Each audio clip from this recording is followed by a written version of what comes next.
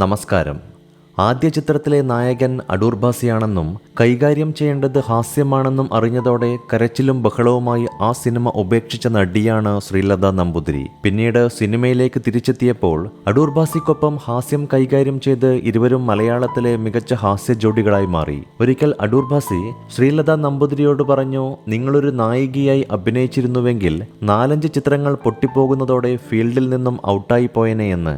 അത് ശരിയാണ് എന്ന് ശ്രീലത നമ്പൂതിരിക്കും പിന്നീട് തോന്നുകയുണ്ടായി. കോമഡി ട്രാക്കിലേക്ക് മാറിയത് കൊണ്ട് മാത്രമാണ് ഇത്രയധികം സിനിമകൾ അഭിനയിക്കാൻ തനിക്ക് സാധിച്ചത് എന്നും ശ്രീലത നമ്പൂതിരി പലരോടും പറഞ്ഞിരുന്നു. KPSCയുടെ നാടകത്തിൽ പാടിക്കൊണ്ടായിരുന്നു ശ്രീലത നമ്പൂതിരിയുടെ കലാജീവിതത്തിന് തുടക്കമാവുന്നത്. പിന്നീട് നാടകത്തിൽ ഒരു കഥാപാത്രത്തെ അവതരിപ്പിച്ചു. അതോടെയാണ് പഠനവും സംഗീതവും വിട്ട് വെള്ളിത്തിരയിലേക്കുള്ള വാതിൽ ശ്രീലത നമ്പൂതിരിക്ക് മുന്നിൽ തുറന്നത്. സംഗീതത്തിലും കായികയിനങ്ങളിലും മികവ് പുലർത്തിയിരുന്ന പെൺകുട്ടി അവിചാരിതമായി താനൊരിക്കലും സ്വപ്നം കാണാത്ത മേഖലയിലേക്ക് എത്തുകയായിരുന്നു. 1973 അനശ്വര നടൻ സത്യന്റെ മകളായി വേഷമിട്ടുകൊണ്ടായിരുന്നു ശ്രീലതയുടെ സിനിമാ അരങ്ങേറ്റം. ആശാചക്രം എന്ന ആ ചിത്രം പക്ഷേ കൃത്യസമയത്ത് റിലീസ് ചെയ്തിരുന്നില്ല. സത്യന്റെ മരണശേഷം 1975 പിന്നീട് ചിത്രം റിലീസാവുന്നത്. ഒരു സിനിമയിൽ അഭിനയിച്ച ശേഷം തിരികെ പോകാനെത്തിയ ശ്രീലത നമ്പൂതിരി പിന്നീട് ഒരു വർഷം 35 സിനിമകൾ വരെ അഭിനയിച്ച തിരക്കുള്ള നടിയായി. ഹാസ്യരംഗങ്ങളിൽ അടൂർ ഭാസിക്കൊപ്പം ശ്രീലത നമ്പൂതിരി പിടിച്ചു നിന്നത് വളരെ ബുദ്ധിമുട്ടിയാണ്. മിക്ക സിനിമകളിലും അടൂർ ഭാസി തന്നെ ഹാസ്യഭാഗം എഴുതി ചേർക്കും. എന്നിട്ട് അദ്ദേഹം തന്റെ കൂടെ അഭിനയിക്കുന്ന നടനോടും നടിയോടും ആ ഹാസ്യരംഗത്തെക്കുറിച്ചും അതെങ്ങനെ അഭിനയിക്കണം എന്നതിനെക്കുറിച്ചും പറയും. റിഹേഴ്സൽ എടുക്കും. എന്നാൽ റിഹേഴ്സൽ സമയത്ത് പറയാത്ത ഡയലോഗുകളാണ് അദ്ദേഹം ഷൂട്ടിംഗ് സമയത്ത് പറയുക. അതിന് കൗണ്ടർ പറയുന്നത് എളുപ്പമായിരുന്നില്ല. പിന്നീട് ശ്രീലത നമ്പൂതിരി ആ ട്രാക്കിലേക്ക് എത്തുകയായിരുന്നു. പിന്നീട് നിരവധി സിനിമകൾ അവർ അടൂർ ഭാസിക്കൊപ്പം അഭിനയിച്ചു. മലയാള സിനിമയിലെ ചാർലി ചാപ്ലിൻ എന്നുവരെ വിശേഷിപ്പിക്കപ്പെട്ട നടനാണ് അടൂർ ഭാസി. സ്വതസിദ്ധമായ അഭിനയ ശൈലി കൊണ്ടും ഹാസ്യാഭിനയ രംഗത്തെ മൗലികത കൊണ്ടും 3.5 പതിറ്റാണ്ടോളം അദ്ദേഹം സിനിമയിൽ നായക കഥാപാത്രങ്ങൾക്ക് സമാന്തരമായി സഞ്ചരിച്ചു. അദ്ദേഹം തെളിച്ച വഴികളിലൂടെയാണ് പിന്നീട് വന്ന പല ഹാസ്യ നടന്മാരും സഞ്ചരിച്ചത്. കുറച്ചു കാലം മുൻപ് മലയാളത്തിലൊരു പ്രമുഖ നടി അടൂർ ഭാസിക്കെതിരെ ചില ആരോപണങ്ങൾ ഉന്നയിച്ചിരുന്നു.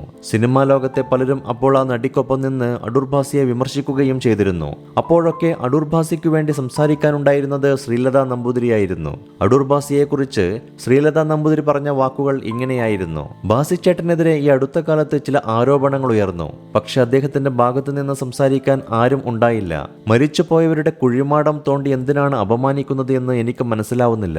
അദ്ദേഹം ജീവിച്ചിരുന്നപ്പോൾ ഇതൊന്നും പറയാനുള്ള ധൈര്യമില്ലാത്തവരാണ് ഇത്തരം ആരോപണങ്ങളുമായി മുന്നോട്ട് വന്നിരിക്കുന്നത്. പിന്നെ മറ്റൊരാളിനുമേൽ കുറ്റം ആരോപിക്കുമ്പോൾ നമ്മുടെ യോഗ്യത കൂടി നോക്കണ്ടേ?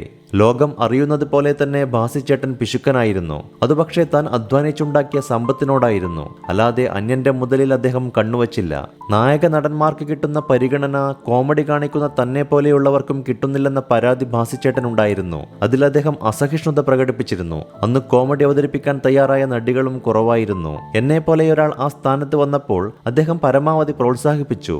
അടൂർ ഭാസിയുടെ നായികയാണ് ഞാനെന്ന് അദ്ദേഹം മറ്റുള്ളവർക്ക് പരിചയപ്പെടുത്തി. പരമാവധി സിനിമകളിൽ സഹകരിപ്പിച്ചു.